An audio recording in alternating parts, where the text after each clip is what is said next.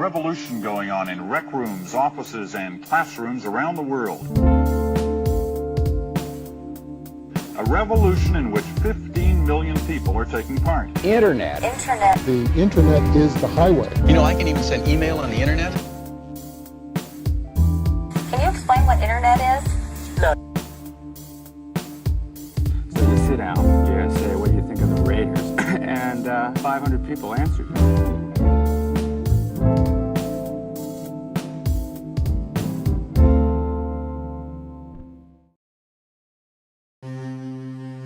We live in a dynamic world. We are always moving, evolving, and looking for that next great thing.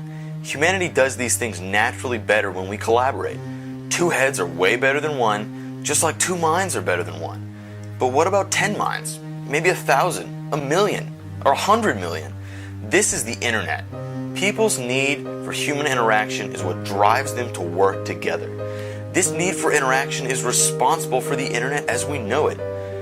The internet has grown exponentially since its origin, and everybody uses it. It's in our homes, our schools, our hospitals. We carry it around in our pockets.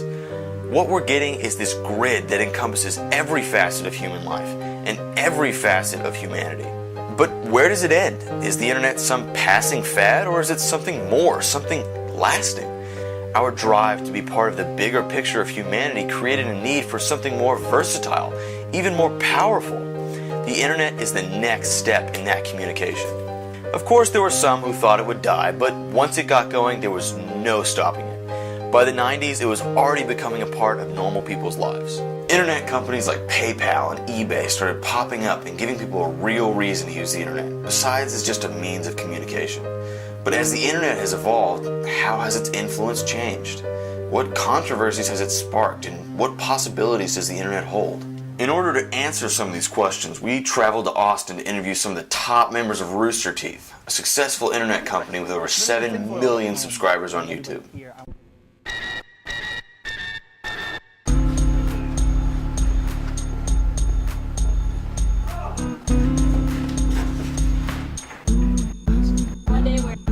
Does that look weird? Does it look weird? Hi, I'm Joel Heyman. I work at Rooster Teeth Productions. I mainly have been doing commercials over the past 10 years.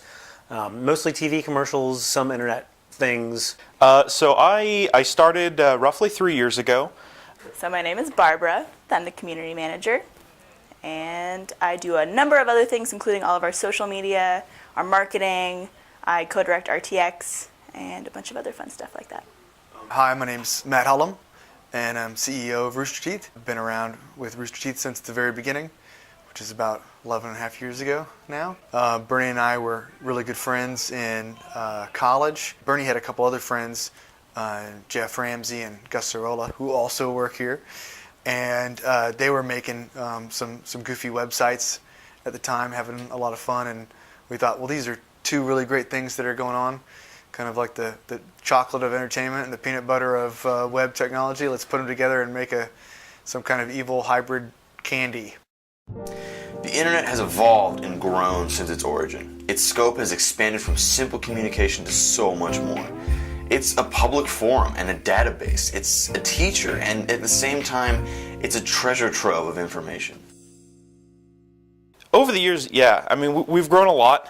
Scaling the site from something that could handle a couple thousand users to now where it's hundreds of thousands of users, typically all concurrently. I mean, the biggest change in the landscape of online entertainment has been YouTube.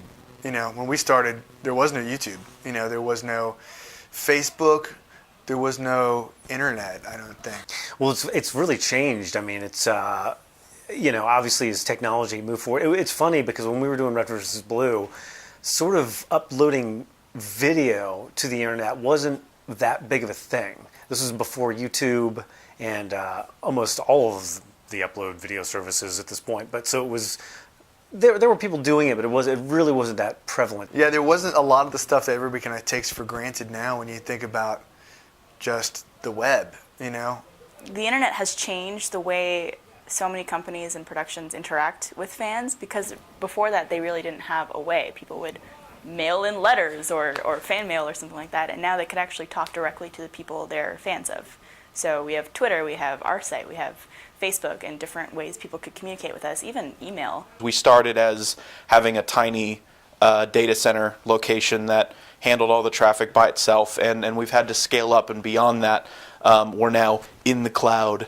and we're able to have our data centers wherever we want, whenever we need them, which is something we couldn't have imagined of using, years ago. Yeah, I mean, in the old days when we first started Red versus Blue, people didn't know how to watch video online, so half of the website that we had was really just explain to people how to download a video and watch it. You couldn't play a video in your browser. You certainly couldn't play a video on your phone. And now that's just all the stuff we take for granted. With this huge encompassing network comes great things. At the same time, however, it can create controversies and problems. How far is too far when it comes to free information? At what point does sharing information become stealing? And when does information belong to an individual, and when does it belong to the world? I mean, from my perspective, I don't know enough of the details on, how much it has affected. From my perspective, it hasn't hurt to the degree that that it hurts other people, and that's primarily because we are a online product. Why pirate something? Why worry about the viruses and all the the nefarious stuff out there when you can just go to roosterteeth.com or you can go to youtube.com? I think if you can make the content as easy to access as possible, that hopefully that cuts down on the need people feel sometimes to do that. I think that was really what helped piracy in the music business decline some, was that iTunes came out and was so easy for people to just click and buy a song. It was almost easier than pirating it. We live in the crucial time that marks the start of the technological explosion that will define the generations that follow us. With this technological boom, the internet has the potential to be intertwined into every part of our lives. Through the internet, the objects that we normally consider unchanging and inanimate could become dynamic and intelligent. What potential does the internet have in a future based on technology? With the number of internet users increasing by over 6,000% since 1995, the internet's rapid expansion does not seem to be stopping.